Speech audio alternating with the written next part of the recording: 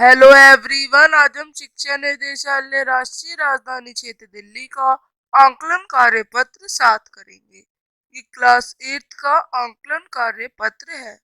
यहाँ पे कुल 10 प्रश्न है। पहला, 2015 के नए संविधान के अनुसार नेपाल डैश देश बन गया। तो 2015 के नए संविधान के अनुसार नेपाल लोकतांत्रिक देश बन गया। दूसरा, मौलिक अधिकार भारत के डैश के द्वारा सुनिश्चित किया जाता है। कौन सा ऑप्शन है? राज्य सरकार, केंद्र सरकार, संविधान या इनमें से कोई नहीं। तो मौलिक अधिकार भारत के संविधान के द्वारा सुनिश्चित किए जाते हैं। भारत में तीसरे स्तर की सरकार को क्या कहा जाता है?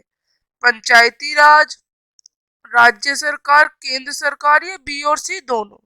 तो आपका सही आंसर है पंचायती राज को भारत के तीसरे स्तर की सरकार कहा जाता है। चौथा, कानूनों को लागू करने और शासन चलाने की जिम्मेदारी किसकी है?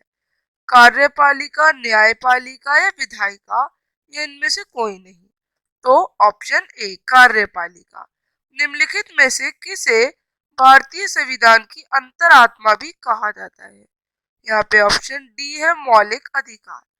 14 वर्ष से कम उम्र के बच्चों की मजदूरी पर डैश रखना अपराध है। क्या 14 साल से कम उम्र के बच्चों की जब वो करते हैं मजदूरी तो उनका अपराध है? कौन सा मौलिक अधिकार कहता है? शोषण के विरुद्ध अधिकार कहता है। अब कौन सा मौलिक अधिकार है जो नागरिकों के राज्य द्वारा उनके सभी मौलिक अधिकारों में से किसी की भी उल्लंघन की स्थिति में अदालत जाने का अधिकार देता है?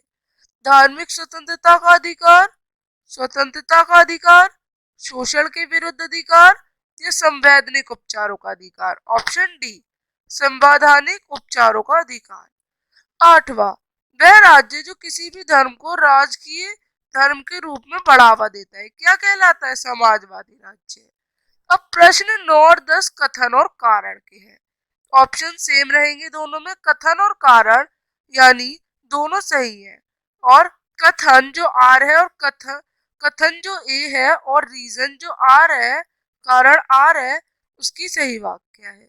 कथन ए और कथन कारण आर दोनों सही है, लेकिन कारण आर कथन ए की सही व्याख्या नहीं है। कथन ए सही है जबकि कारण आर गलत है।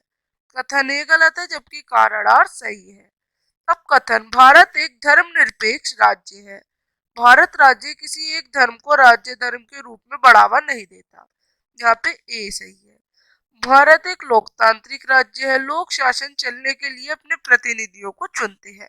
तो दोनों ही सही है। तो आपका ऑप्शन ए आएगा। तो बच्चों, आप इस तरह से यह असाइनमेंट वर्कशीट को कंप्लीट करेंगे। अब हम मिलेंगे अगली असाइनमेंट वर्कशीट के संग। तक के लिए बाय।